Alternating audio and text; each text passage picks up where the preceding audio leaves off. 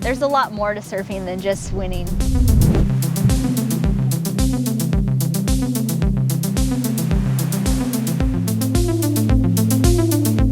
Today we have Malia, who won the U.S. Open of Surfing when she was 14.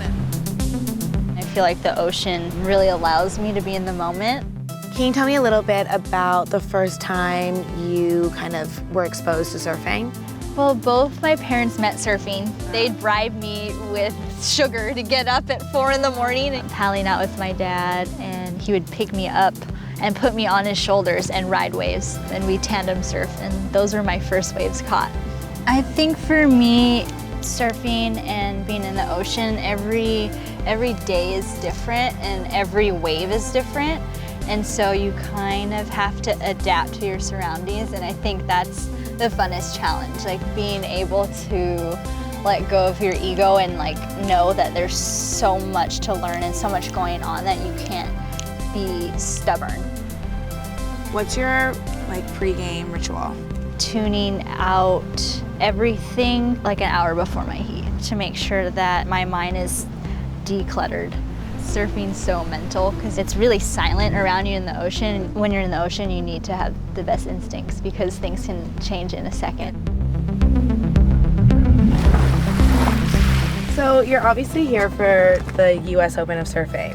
Have you always been like a naturally competitive person? Growing up in Hawaii, everything's so laid back and mellow, and we have so much respect for each other in the ocean that I never really knew how to compete and hustle for waves. Do you recall the first time that you were in the water and you really felt like this was going to be your wave and you needed to kind of take ownership of it?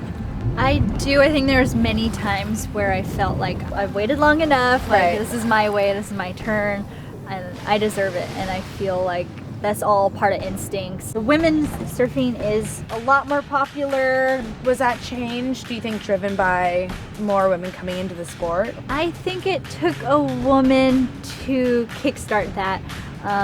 One of the investors and owners of the WSL, Natasha, is a really big fan of women's surfing and women's sports. And so I think she really helped that out. I've been in such a good generation right now, and it's changed so much that I'm looking forward to what it's going to be like in the future.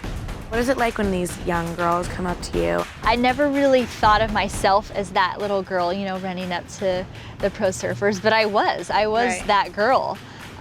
There was just not as many of us, but now there's tons of little girls on the beach. So is there any sort of like camaraderie within the women of surfing? I definitely think their camaraderie has grown to be a lot better and a lot easier. We need an ego. Ego is healthy, but sometimes you have to let go of the ego. The other girls have their strong points. They're unique in their own way, and they did something right to deserve to be on tour. We are here in Huntington Beach at the U.S. Open of Surfing, and we're so excited to see Malia compete.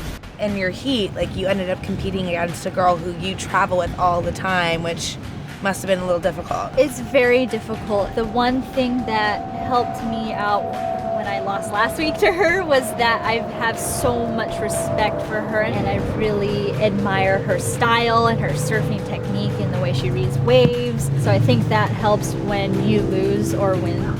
I got to spend the last 24 hours with Malia, and she was telling me everything that goes into training and traveling, and it's a really crazy lifestyle. I'm leaving here feeling so inspired by her, and I really feel like she is a woman who's redefining what it means to be a true athlete.